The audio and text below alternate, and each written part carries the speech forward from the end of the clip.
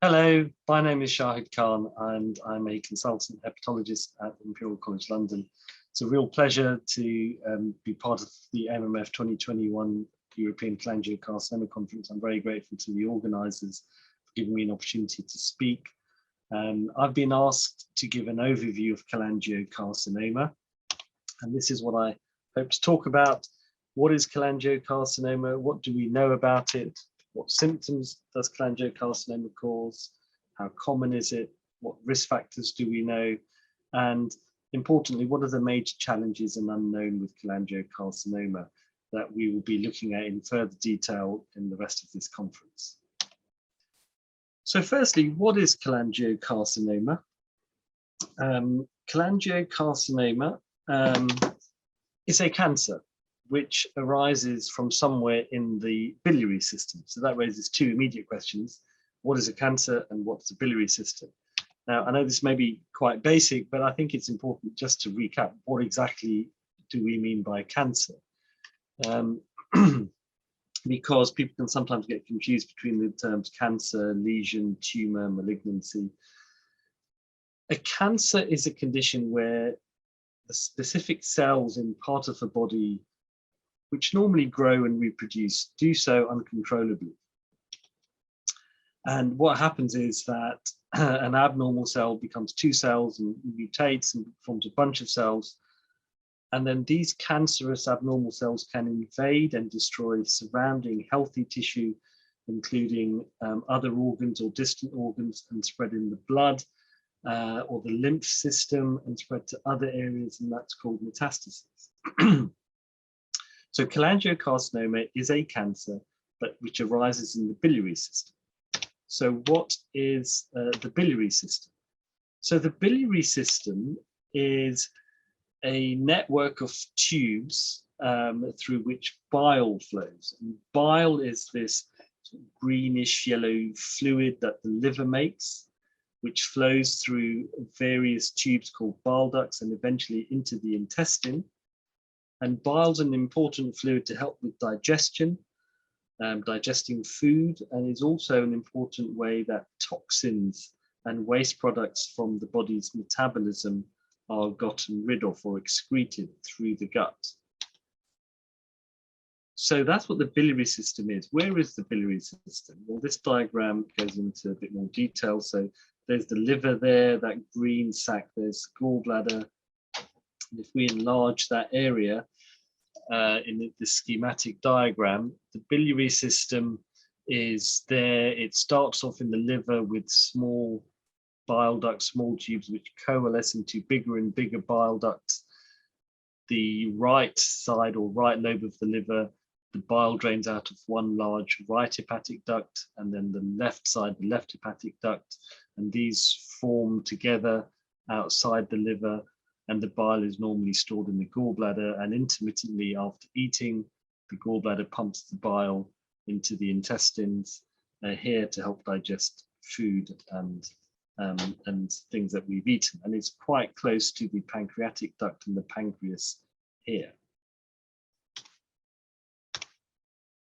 And if we look at it in further detail, cholangiocarcinomas are subdivided into three subtypes: intrahepatic cholangiocarcinoma, and that's cancers arising in the bile ducts within the liver itself, within the meat of the liver itself; perihilar cholangiocarcinoma, which arise where the two main bile ducts meet just outside the liver; and the third subtype is extrahepatic cholangiocarcinomas, which are cancers arising in the bile ducts outside the liver. So these are the three subtypes of cholangiocarcinoma, and the importance of them, these are some CT scans showing them. The importance are that these three subtypes have differences in the rate at which they occur, the symptoms they lead to, the risk factors, how we diagnose them, and also there are subtle differences in treatment as well. And the majority of cholangiocarcinoma are thought to be here, this perihilar area here, with a minority occurring in the intrahepatic and extrahepatic. So that's what cholangiocarcinoma is, that's where it arises, and they are the three main subtypes: intrahepatic, perihilar, and extrahepatic. What about the symptoms? Well, most patients with cholangiocarcinoma are middle-aged and above, and most patients do not have any family history of cancer or liver disease. Around 20 to 30% of patients do have a history of a liver condition called primary sclerosing cholangitis, which is a type of immune system disorder which we don't know what causes it, but is associated with inflammation and irritation of the bile ducts. And 20 to 30% of patients with cholangiocarcinoma have a history of this condition called PSC, which is often associated with inflammatory bowel disease. The majority of patients are likely to have abnormal liver function blood tests, but abnormal liver blood tests are very common and there are many causes of them, so that's not very specific. And in terms of the symptoms, it depends on where the cholangiocarcinoma has arisen.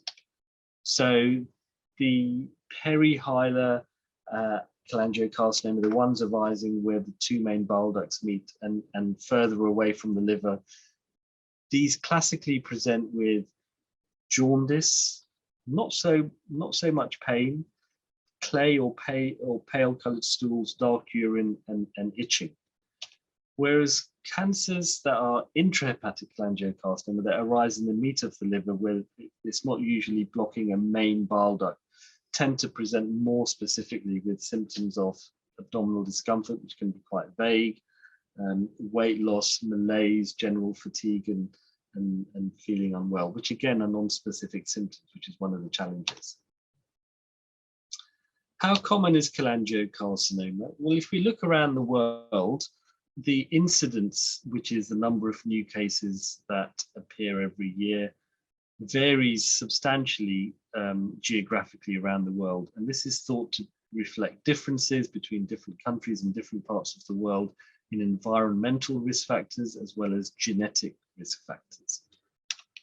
So this is a summary showing the incidence, the mortality rates, number of people dying from cholangiocarcinoma per 100,000 population over 3 time periods, 2002, 2007, and 2012.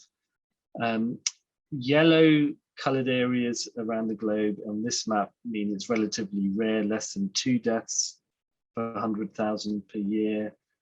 Orange is 2 to 4 deaths, and red means more than 4 deaths. And as you can see, relatively speaking, in Europe, the Western world, it is less common than Southern America and the Far East. And the highest rates are in Thailand. That's the highest rates globally, and South Korea, China, Taiwan. And there, the main risk factor is thought to be chronic infection with liver flukes, parasites that invade and inhabit the biliary ducts for chronically for many years. But as you can see, the rates do vary around the world. And if we look at the incidence rates, number of new cases in the last 20 odd years, this was data that was done on an AMMF sponsored study with Public Health England. If we look at the top line, that's cholangiocarcinoma in total. This line, the larger black dotted line is intrahepatic, and the bottom line, the purple dots, is extrahepatic. And what we can see is that cholangiocarcinoma incidence, number of new cases, seems to be rising, and in particular, it's the intrahepatic variety that seems to be increasing. So that's the incidence, number of new cases. And the mortality rates, the number of people that die from cholangiocarcinoma, is similar, rising in parallel with the number of new cases that seems to be increasing, and again, particularly in the intrahepatic variety. If we look at how cholangiocarcinoma varies by age and gender, this summarizes that the blue bars are men, the orange bars are women. And so you can see that cholangiocarcinoma occurs in both genders, in both men and women.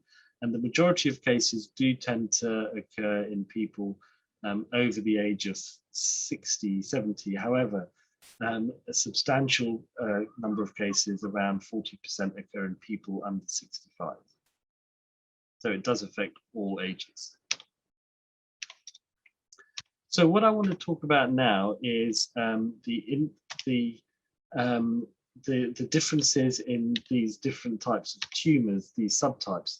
And if we look at this paper, what it shows is intrahepatic cholangiocarcinoma isn't just increasing in England. If you look at all these countries, Austria, Belgium, Czech Republic, and multiple countries around Europe, Colombia, Mexico, the US, Hong Kong, Japan, and Australia, there seems to be a global pattern that cholangiocarcinoma seems to be increasing, particularly the intrahepatic variety. And the highest rates in this study were in France, Spain, UK, and Australia, in the European Union, that is. And the extrahepatic seems to have been stable or going down. So what can we conclude from the epidemiology, which is the study of numbers of cases? Incidence and mortality seems to be increasing. This may reflect an increase in risk factors. However, we don't know the risk factors in most cases, and I will come on to talk about risk factors over time. So clearly, given the fact that these cancers are increasing, we do need further research into risk factors, the etiopathogenesis, which means the cause of these cancers, and whether it's possible to find ways to make earlier diagnoses and systemic and improve treatments. These are priorities. So what are the risk factors for cholangiocarcinoma that we know of? Well, we know the risk factors, we know some risk factors, which can explain or are applicable to around 30–40% of cases, but the majority of cholangiocarcinoma cases have no risk factors that we currently know of. The risk factors we do know of that contribute to around 30% of cases are as follows. In the Eastern world, the biggest risk factor is this chronic infection with liver flukes or parasites, particularly Opisthochus viverreni and Clonorchis sinensis. In the Western world, the commonest known predisposing cause is this inflammatory condition called PSC, which I've mentioned earlier. In that the annual incidence of patients with cholangiocarcinoma with PSC is estimated to be around 1%, with a lifetime incidence of somewhere between 15 and 20%. Toxins may have a role. There was this contrast agent called thorotrast, which was banned in the 1970s because it caused liver cancer, particularly cholangiocarcinoma. So there may be other toxins that we just don't know of that might predispose. And we know that the biliary system is where toxins are excreted. So maybe there are toxins that are responsible that we still don't know about yet. And there are other known risk factors. So age, we know that cholangiocarcinoma, like many other cancers, increases with age. There's increasing data that obesity may increase the risk of various cancers, including cholangiocarcinoma. In family history, although family history may increase a person's risk, the risk is still relatively low because it's a rare disease. It's still unusual to see cholangiocarcinoma in multiple people within the same family. In most cases, do not appear to have a direct family link.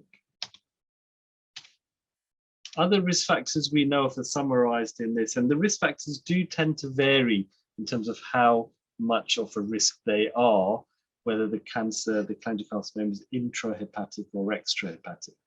So, for example, cysts, the OR here means the odds ratio. So how much more likely are you to get cholangiocarcinoma than someone who does not have that thing?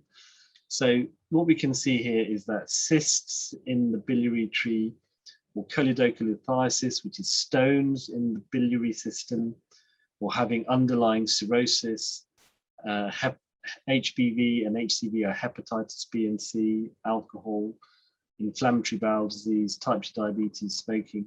These are all known, recognized risk factors for cholangiocarcinoma, but the relative risk they cause is variable, and particularly whether it's intra or extrahepatic. But again, I stress that in the majority of cases, patients have none of these risk factors, and that is a challenge. So cysts in the choledochal cysts, the cysts in the biliary system, these are most strongly associated. Cirrhosis, if someone has established liver disease already with cirrhosis for any cause, that's a big risk factor, particularly for intrahepatic. Stone disease, choledochal lithiasis, is a big risk factor, particularly for extrahepatic. And whether the increasing numbers of cases is linked to increasing rates of diabetes and obesity has been postulated. There's some evidence for that, but a direct causal link is yet to be proven. So these are the sort of, what I'd say, the sort of big risk factors. But what do the risk factors do? They cause changes in the molecular drivers and cause mutations at the level of the cell. And this is a very deliberately very complex diagram taken from a very recent review in Nature reviews in gastroenterology and hepatology. And what this is shown is, what this is meant to illustrate is how complex the pathology is at the molecular level. There are multiple mutations at the molecular level that drive the carcinogenesis process. And that makes it very difficult to find one drug that will treat all causes of cholangiocarcinoma, because different cholangiocarcinomas have different underlying molecular drivers. And that's the purpose of this, that the process of cholangiocarcinoma genesis and growth involves a very complex interplay of a variety of different factors: inflammatory cytokines, chemicals reduced by inflammation, growth factors, bile acids, different receptors being mutated. And there's no one simple pathway at the molecular level to explain why cholangiocarcinoma happens. So where does this leave us? What are the challenges? What are the unknowns in cholangiocarcinoma that we will hopefully be looking at in this over the next 2 days, today and tomorrow, in this meeting? Well, cases are rising. Why is that? We're not entirely sure. Another important question is, are there differences in case numbers and outcomes around the country? And if so, why? And there'll be some data on this coming up, hopefully, in one of the talks. Most cases are sporadic in that none of the risk factors we know of are there. So there must be other risk factors we just don't know of. And even in those who do have risk factors, we don't have a good screening test to monitor for the risk of cholangiocarcinoma, to pick it up early. There's no proven screening test. The way patients present is often non-specific, which makes it challenging for primary care doctors, general practitioners, etc. Even if someone is suspected of having cholangiocarcinoma and they've got an abnormality on their scans, confirming the diagnosis by getting a biopsy can sometimes be very difficult because of where the tumor can sometimes be. If it's deep in the liver, it can be very difficult to get a sample. And we don't have good diagnostic blood tests that tell us if the cancer is there or not. At the moment, surgery is the only cure for cholangiocarcinoma, but because of the reasons I've already spoken of, most patients are diagnosed too late for surgery to be effective.